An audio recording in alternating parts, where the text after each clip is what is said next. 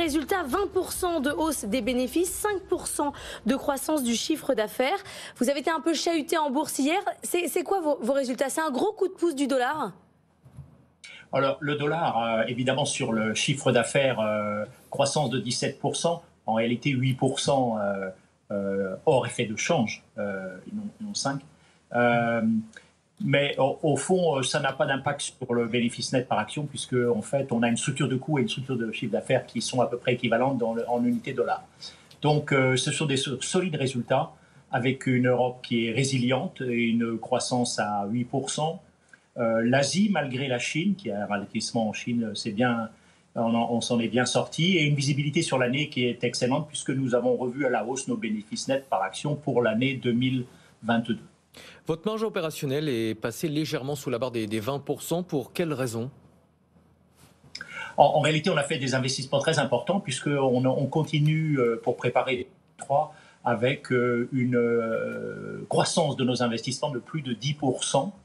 Avec des embauches importantes dans le monde. C'est en fait en préparation au plan 2023.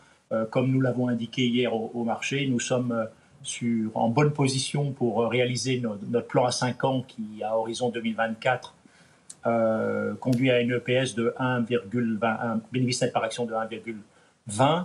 Et en réalité, il sera probablement atteint un an avant l'horizon des 5 ans.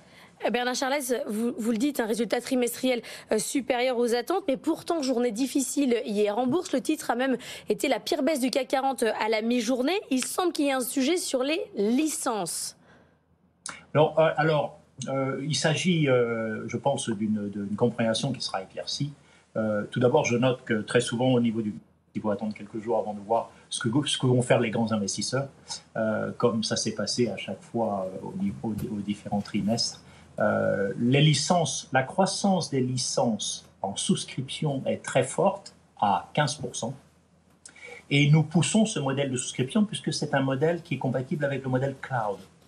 C'est-à-dire en fait l'allocation mensuelle ou annuelle des licences, par opposition à l'achat de licences où le paiement est fait dès le début de l'achat et puis ensuite une légère coût d'entretien annuel. Donc ce modèle est le futur modèle pour Dassault Systèmes, et à ce titre, le bras de levier sur la croissance future est plus grand en souscription qu'il ne l'est dans ce que l'on appelle le chiffre d'affaires de nouvelles licences. Et je ferai remarquer que la croissance de la bénéfice net par action s'est accélérée.